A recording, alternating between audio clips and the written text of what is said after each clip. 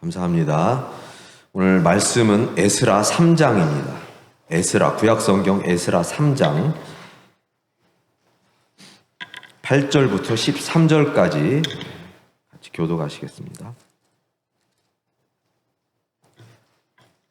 예루살렘에 있는 하나님의 성전에 이른 지 2년 둘째 달에 스알델의 아들 스룹바벨과 요사닥의 아들 예수아와 다른 형제 제사장들과 레위 사람들과 무릇 사로잡혔다가 예루살렘에 돌아온 자들이 공사를 시작하고 20세 이상의 레위 사람들을 세워 여호와의 성전 공사를 감독하게 하매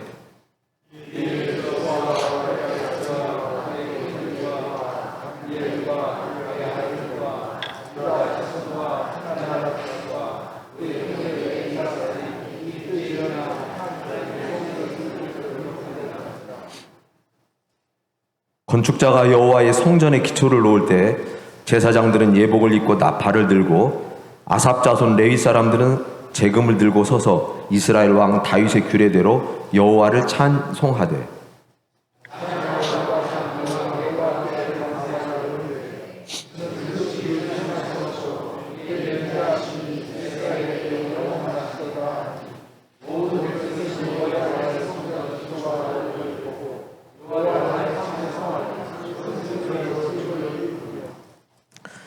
제사장들과 레위 사람들과 나이 많은 족장들은 첫 성전을 보았으므로 이제 이 성전의 기초가 놓임을 보고 대성통곡하였으나 여러 사람은 기쁨으로 크게 함성을 지르니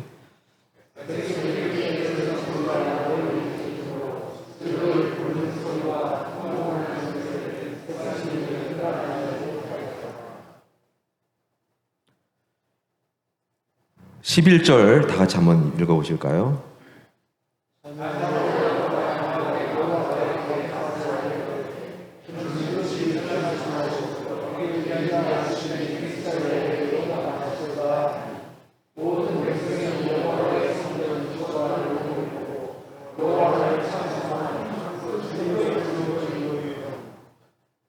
(13절) 읽어보시겠습니다.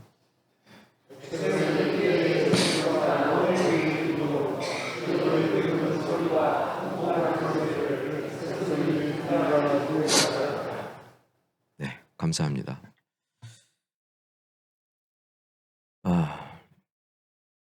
요즘 대신방 시작을 했죠.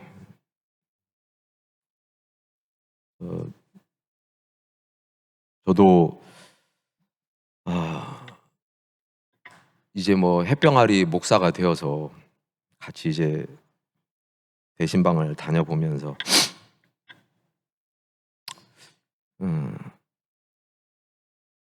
제가 우리 성도님들의 사정과 형편을 잘 몰랐죠. 저도 그냥 그동안에 사역자가 되기 전에는 제 삶만 그냥 살아왔습니다. 근데 이제 사역자 그룹에 합류를 하고 같이 신방을 다니면서 우리 그 성도님들의 삶을 이제 조금씩 알게 되고 또 이제 특히 대신방 같은 때도 이제 각 가정에 다녀보면서 우리 성도님들이 삶을 제가 조금씩 알게 됐습니다.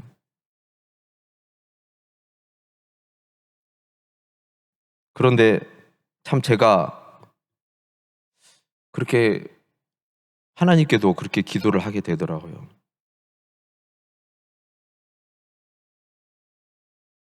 우리 성도님들의 삶을 하나님 아시지요.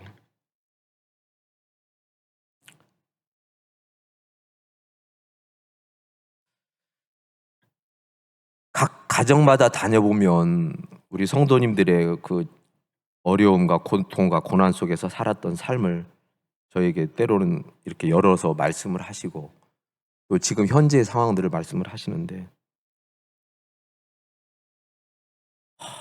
어쩜 그렇게 한 가정 한 가정이 구구절절히 사연이 많고 어떻게 지금까지 이런 삶을 살아오셨을까? 어떻게 또 앞으로 지금 현재 버텨내고 계실까? 어떻게 앞으로 살아가실까? 그 제가 집에 와도요 잠이 잘 안 와요.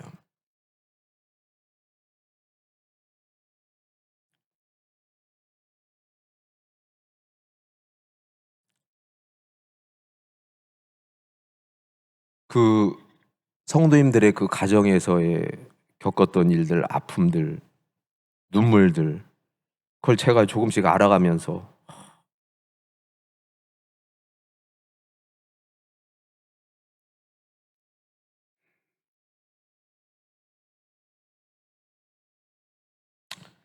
그래도 감사한 것은 하나님 은혜밖에 없다. 그런데 우리 성도님들 한결같이 하시는 말씀이 그래도 하나님 은혜로 여기까지 살았어요. 하나님 은혜 없으면 나는 못 살아요. 참 존경스럽고 제가 감동스럽고.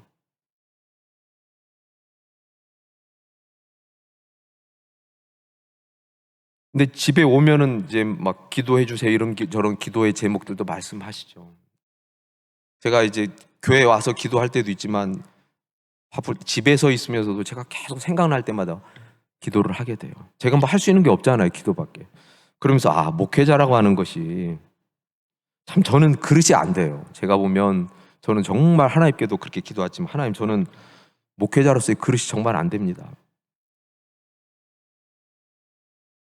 그 제 삶을 살아온 삶을 봐도 허물도 많고 죄도 많고 제가 목회자로서 살아갈 수 있는 그릇이 도저히 안 되는데 근데 하나님이 억지로 이렇게 만드시려고 그래서 우리 성도님들의 삶을 돌아보면서 기도를 하게 되고 심지어는 진짜 제가 막 거의 잠도 잘 안 오고요. 한 분 한 분씩 생각할 때마다 그렇게 되더라고요. 그래서 제가 이거 저기를 말씀드린 게 아니라 정말 우리 앞서 가셨던 목회자님들 선배님들 우리 원로 목사님은 어떻게 삶을 살아오셨을까 지금까지. 저는 이제 뭐 햇병아리 이제 막 출발하는 첫걸음을 뛰는 햇병아리인데 그 제 가슴에서 밀려오는 것들을 보면서 상상이 안 돼요. 오늘 본문 말씀을 이제 제가 시간이 없어서 사실은 이렇게 또 길게 뜸을 들이면 안 되는데 예정에도 없이 갑자기 또 이런 말씀을 드리게 됐습니다. 근데 우리가 삶 가운데서 눈물 나고 슬픔이 있고 그런가 하면 또 기쁨도 있죠. 근데 우리가 그 기쁨과 슬픔을 어떻게 우리가 인생 속에서 잘 관리하면서 살아야 되는가 오늘 말씀을 통해서 한번 보려고 합니다. 오늘 말씀은 에스라 3장인데요. 에스라 여러분들 지난번에 1시간 공부하셨죠? 또 책 좀 읽어보셨나요? 제가 에스라 10장밖에 안 되니까 하루에 한 장씩이라도 읽어달라고 부탁을 드렸는데 성경 공부를 1시간이라도 듣고 나서 성경을 읽어보니까 훨씬 쉽더라 그런 얘기를 하는 분들이 있더라고요. 그전에는 에스라 뭔 말인지 잘 몰랐는데 성경 공부 1시간 듣고 왔더니 이제 확실히 더 피부에 와닿고 감에 와닿고 좋다 그런 얘기도 들었습니다. 오늘 말씀의 배경은 우리 지난번에 들은 것처럼 이스라엘은 아수르에게 멸망했고 남유다는 바벨론에게 멸망했죠. 패역한 이스라엘 백성을 하나님께서 심판하셨죠. 근데 그 아수르와 바벨론을 누가 멸망시켰다고 그랬습니까? 페르시아가. 그래서 고레스 왕이 그 이스라엘 백성들에게 칙령을 내렸다고 그랬죠. 이 사건은 사실 엄청난 역사적으로 보면 전무후무한 사건입니다. 아니 어떤 나라를 침략을 해갖고 식민지로 삼았는데 아무런 이유도 없이 몇십 년이 지난 다음에 다 돌려보내요. 포로들을. 그리고 너네들 종교를 다시 다 마음대로 해라. 그리고 심지어는 예루살렘과 너네 성전도 지어라. 그러면서 물자를 다 지원해 줍니다. 그런 역사 여러분들 들어보신 적 있나요? 고대 근동 역사뿐만 아니라 전 세계적으로 그런 일은 없어요. 그 속국이었던 나라가 독립투쟁을 하고 막 해서 독립을 쟁취해내는 그런 경우는 있어도 멀쩡한데 갑자기 그 제국의 왕이 그렇게 돌려보낸 적이 없고 이게 누가 하신 일이라고요? 지난주에 제가 말씀드렸던 것처럼 하나님이 하신 거거든요. 역사의 대반전을 우리 하나님께서 이루신 거예요. 주전 538년도에 칙령을 내렸어요. 그래서 이 전무후무한 일이 벌어졌습니다. 그건 누가 하신 일이냐면 우리 하나님께서 하신 일이에요. 그래서 지금 이 포로들이 1차 귀환을 에스라에서 보면 1차 귀환을 해서 돌아오게 되는데, 돌아와서 성전을 짓는 거예요. 얼마나 흥분이 되고 얼마나 감격스러울지 여러분 한번 상상해 보십시오.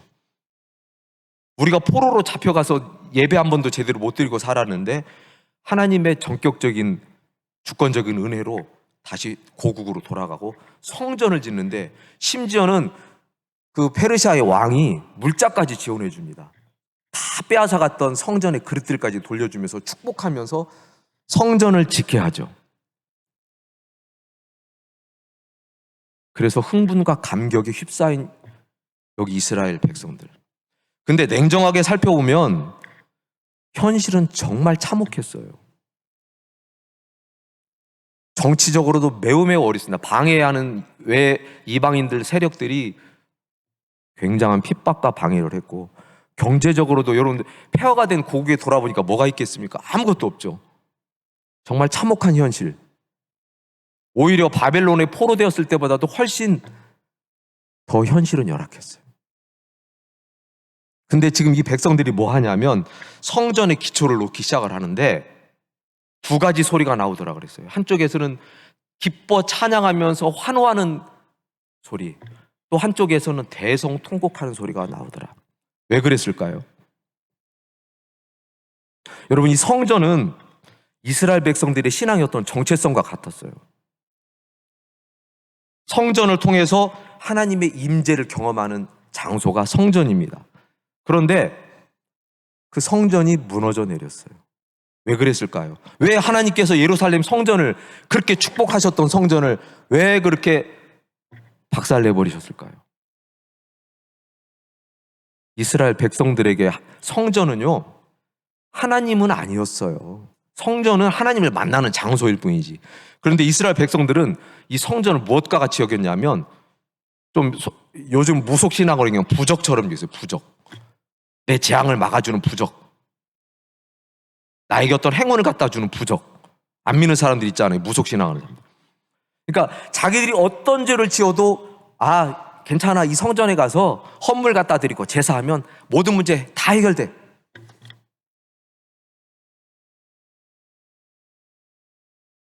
성전을 수단화하고 도구화하고 자기들의 목적을 달성하는 우상으로 만들어버리고, 하나님께서는 결코 수많은 선지자들에게 경고의 메시지를 보냈지만 듣지 않을 때 끝내 우리 하나님께서는 그 성전을 불태워버렸어요. 박살냈어요. 허물어뜨렸어요. 그래서 성전 없이 수십 년을 살았던 이스라엘 백성들이 다시 고레스 칙령에 따라서 고국에 돌아와서 그 성전을 다시 기초를 놓을 때 기가 막힌 거예요. 기가 막힌 거예요.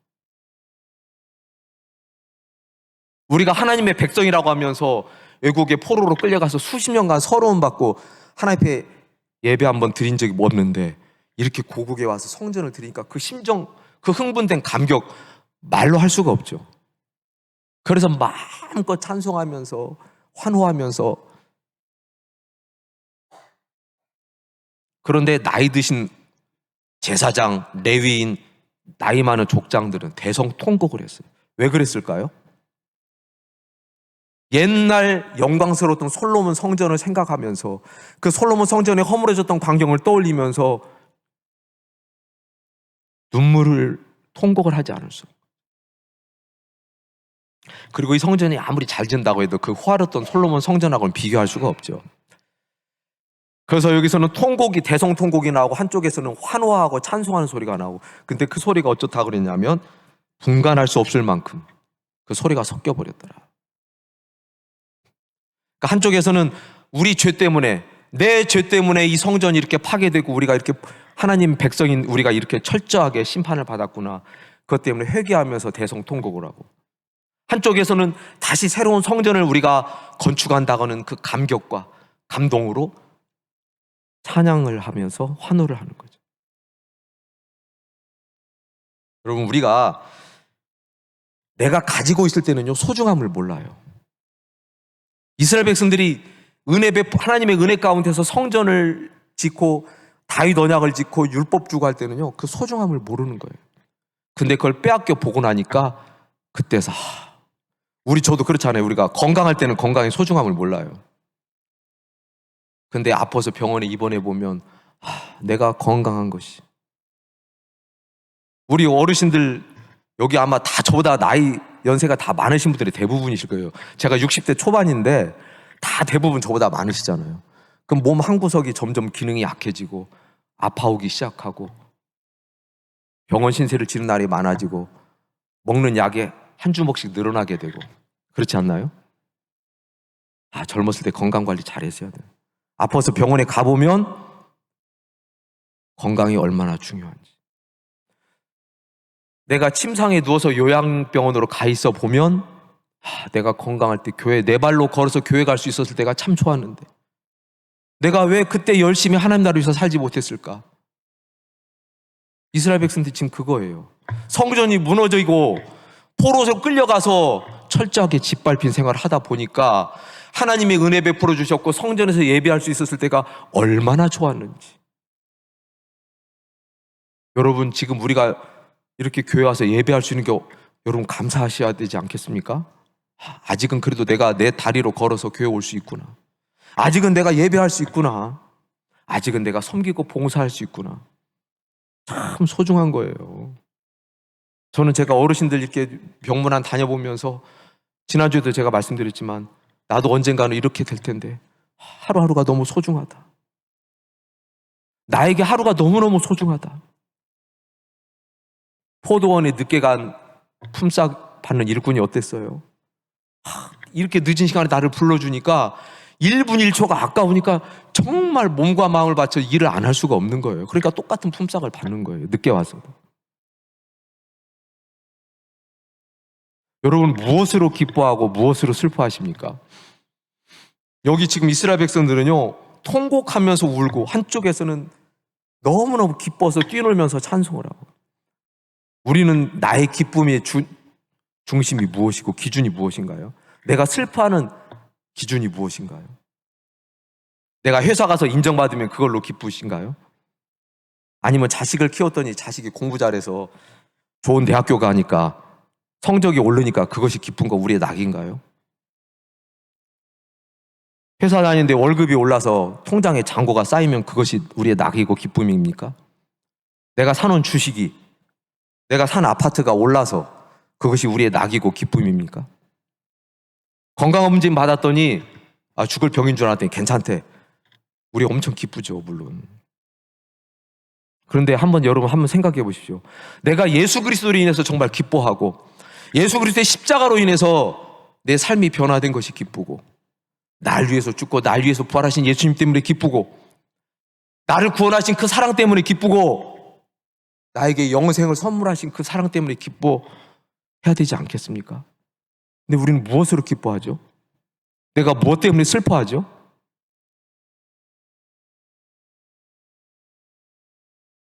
매튜 헨리라고 하는 사람이 있는데요. 매튜 헨리.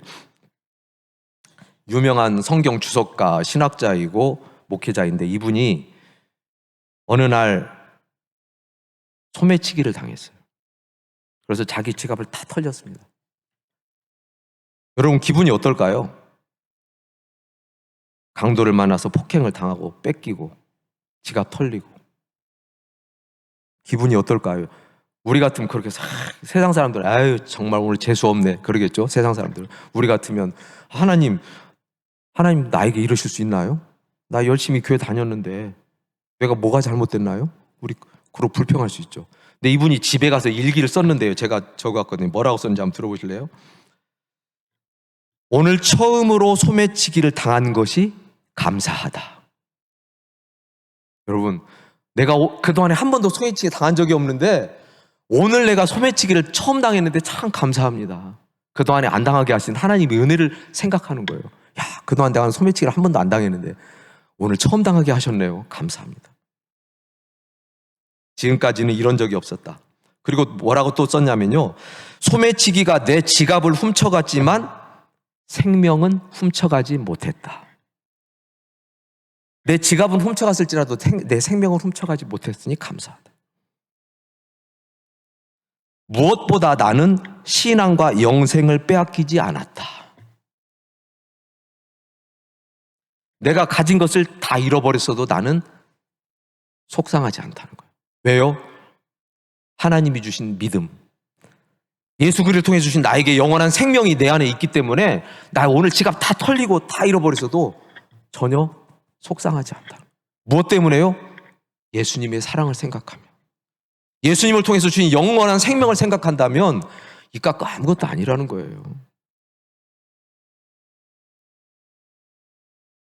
내가 피해자가 가해자가 아니고 피해자가 되었기에 감사하다. 감동스럽지 않습니까? 우리 그리스도인이라면 이렇게 살아야 하지 않을까요? 저부터도 그렇게 못 살아서 참 죄송하고 이런 말씀 드리려니까. 근데 저는 이 글을 읽으면서 참 감동하다.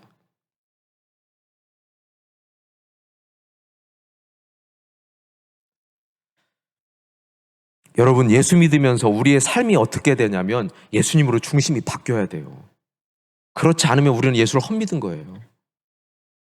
내가 가장 중요한 것을 얻으면 있잖아요, 덜 중요한 것은 우리는 하찮게 여기게 돼요. 버리게 돼요. 근데 내가 아직도 세상 것을 붙잡고 이걸 가장 소중하게 여긴다면 나는 진짜 중요한 것을 모르는 거예요.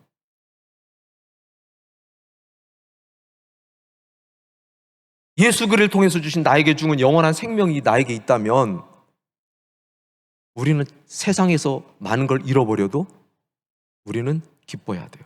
그래서 제가 처음에 개성시를 뭐라 했습니까? 항상 기뻐하라, 쉬지 말고 기도하라, 범사에 감사하라. 이것이 너희를 향한 하나님의 뜻이다라고 그랬어요. 여러분, 우리가 항상 기쁠 일만 있어서 기뻐해야 됩니까? 그럼 우리는 더 많이 울어야 돼요.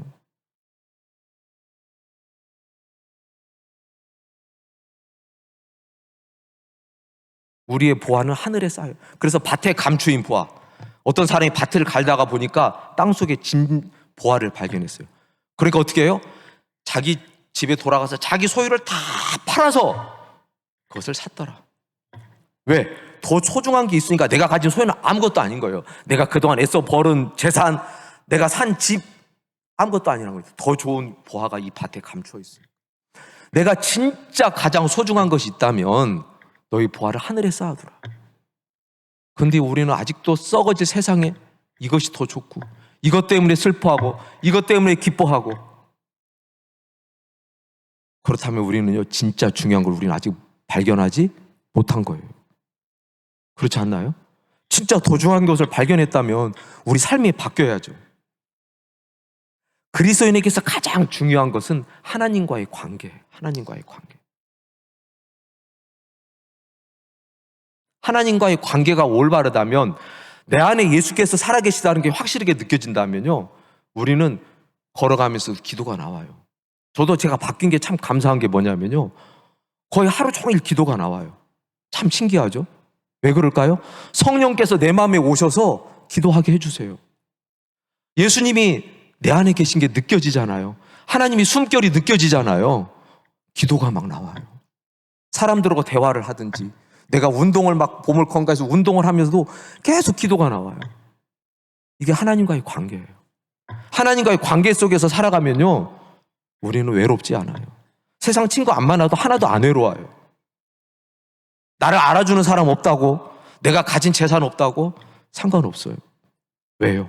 내 안에 가장 큰 보화인 예수님이 계시니까.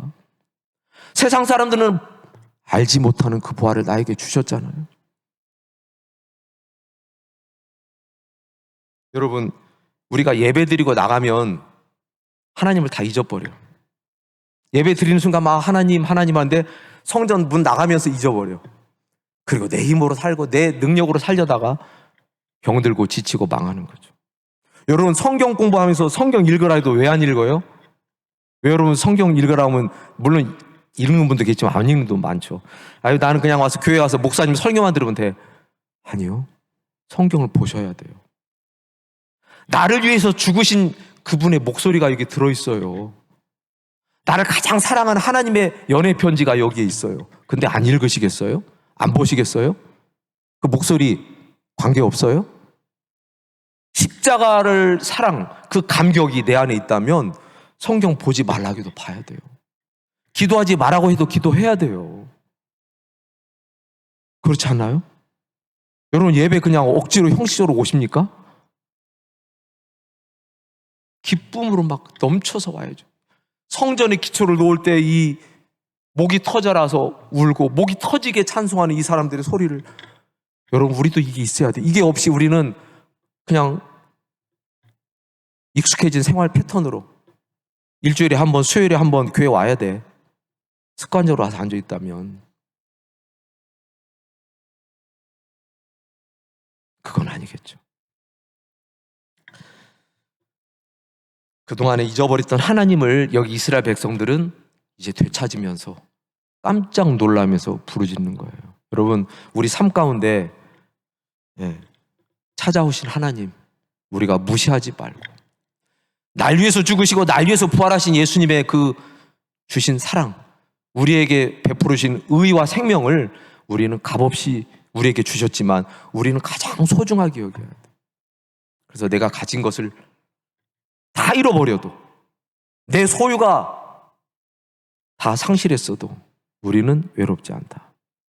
우리는 하나님만 붙잡아야 한다. 그 기쁨 누린 여러분 됐으면 좋겠습니다. 우리 잠깐만 통성으로 1분만 한번 기도하실까요? 기도해 보시겠습니다. 하나님 감사합니다. 우리가 무엇으로 주님을 기뻐하고 살았습니까? 무엇으로 슬퍼하고 살았습니까? 아버지 하나님, 우리 성도님들의 삶 다 아시지? 하나님 불쌍히 해주시고, 아버지 긍휼을 베풀어 주시고 하나님을 기뻐하시고, 하나님을 위하여 기뻐하고 예수 그리스도의 사랑으로 인하여 기뻐하는 자들 항상 기뻐하고 쉬지 말고 기도하고 범사에 감사합니다.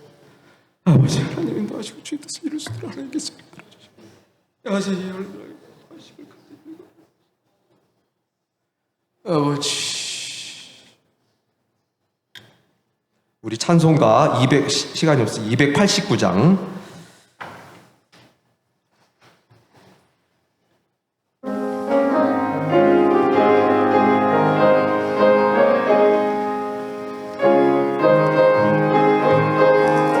주 예수 내 맘에, 주 예수 내 맘에